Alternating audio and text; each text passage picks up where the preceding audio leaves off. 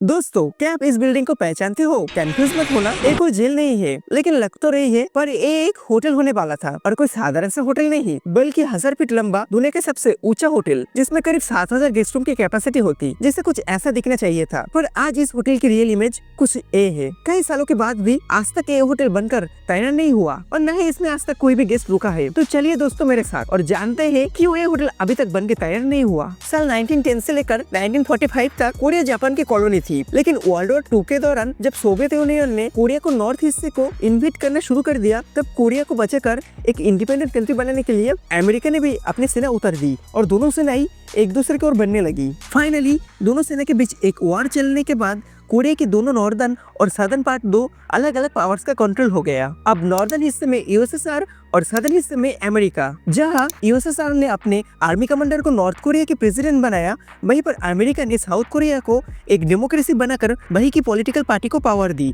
और इसी तरह से क्रिएशन हुई तो नई कंट्री नॉर्थ कोरिया और साउथ कोरिया, जो कि एक दूसरे की आइडियोलॉजी के कारण एक दूसरे के दुश्मन थे। जहाँ साउथ कोरिया डेमोक्रेसी के बाद से पूरे दुनिया के लिए खुल गया और यहाँ कहीं बड़े बड़े डेवलपमेंट्स देखने को मिली, तो वहीं पर नॉर्थ कोरिया की हालत बद से बदतर हो गई और आज नॉर्थ कोरिया दुनिया की सबसे क्लोज कंट्री में से एक है, जिसे लिटरली कई जियोपॉलिटिकल थिंकर्स दुनिया की सबसे बड़ी जेल कहते हैं। जहाँ पर इस देश के लोगों को ना चाहते हुए भी एक नरक जैसे देश में रहने के लिए मजबूर होना पड़ता है, क्योंकि अगर ऐसे उन्होंने भागने की कोशिश भी की ना और पकड़े गए तो उन्हें सीधा मौत की सजा दे दी जाती है। उनके लिए तो बीटीएस और ब्लैकपिंक के सॉन्ग सुनना या फिर हॉलीवुड मूवी देखना भी जानलेवा क्राइम है।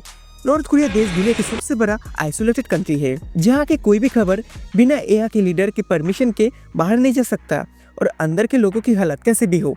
लेकिन बाहर से नॉर्थ कोरिया एक काफी अमीर कंट्री होने का दिखावा करता है, जिसके लिए यहाँ की गवर्नमेंट नॉर्थ कोरिया की कैपिटल पियोंगयांग में कई बड़े बड़े बिल्डिंग बनाया है, ताकि नॉर्थ कोरिया के कैपिटल भी साउथ कोरिया की तरह मॉडर्न और अमीर दिख सके। और इसी प्रोपेगेंडा का एक प्रोडक्ट है ये बिल्डिंग। इसका ऑफिशियल नाम है रियोगयांग होटल। 28 अगस्त 1987 में इस होटल का कंस्ट्रक्शन पियोंगयांग में शुरू हुआ, जिसके बनने के पीछे नॉर्थ कोरियन लीडर किम इल सुंग थे। किम इल सुंग का मेन रीजन था अपने पड़ोसी डेमोक्रेसी कंट्री साउथ कोरिया को जलाना।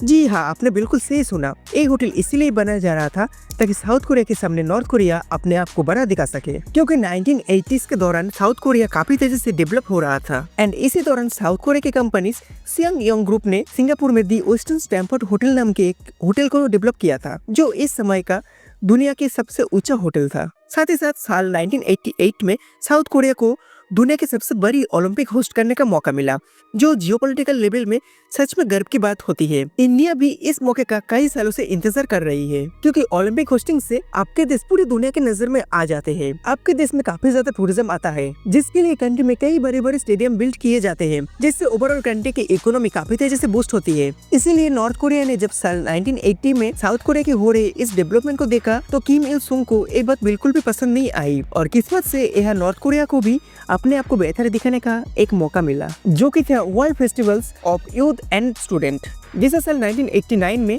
नॉर्थ कोरिया की कैपिटल पियोंगयांग में होस्ट किया गया, जहां पर 117 कंट्री से ऑलमोस्ट 20,000 लोगों ने यहाँ की कैपिटल को विजिट किया। ऑफ कोर्स काफी सारा रेस्ट्रिक्शन के साथ, लेकिन इन सबको नॉर्थ कोरिया की एक अच्छी इमेज दिखाने के लिए इस दौरान पियोंगयांग में कई बड़े बड़े इंफ्रास्ट्रक्चर, रोड और स्काई स्क्रैपर बनाया गया है। और इसी दौरान एक प्रोजेक्ट पर काम शुरू हुआ, जिसमें नॉर्थ कोरिया का आइडिया था कि साउथ कोरिया द्वारा सिंगापुर में बनाए गए होटल से भी बड़ा होटल बनाना, यानी दुनिया का सबसे बड़ा होटल, और वो भी नॉर्थ कोरिया के कैपिटल पियोंगयांग के बीचों बीच एक ऐसे आलीशान बिल्डिंग जिसे कई किलोमीटर दूर से भी देखा जा सकता था। ऑफिशियली इस होटल की हाइट ऑलमोस्ट 330 मीटर यानी कि ऑलमोस्ट 1000 फीट होने वाली थी। इस होटल में टोटल 105 फ्लोर होने वाले थे, जिसके टॉप के 5 फ्लोर अलग अलग डायरेक्शन में 360 डिग्री घूम सकते थे और इसमें 3000 से 7000 रूम्स बनाने का प्लान किया गया था। इन शॉर्ट नॉर्थ कोरिया दुनिया के सबसे आलीशान होटल बनाना चाहता था, जो कि किम इल सुंग का ड्रीम प्रोजेक्ट था, जिसे साल 1992 में लीडर किम इल सुंग के बर्थडे पर ओपन करने का सोचा था। अगर ये टाइम पर कंप्लीट होकर ओपन हो जाता तो लिटरली ये दुनिया के सबसे ऊंचा होटल होता, लेकिन नॉर्थ कोरिया की लाख कोशिशों के बाद भी इस साल 1992 तक कंप्लीट नहीं हुआ और इसकी ओपनिंग सेरेमनी को कैंसिल करना पड़ा। तो देखो, इसका एक बड़ा कारण साल 1991 में सोवियत यूनियन का टूटना माना जाता है, क्योंकि आज की तरह पहले भी नॉर्थ कोरिया की इकोनॉमी कंडीशन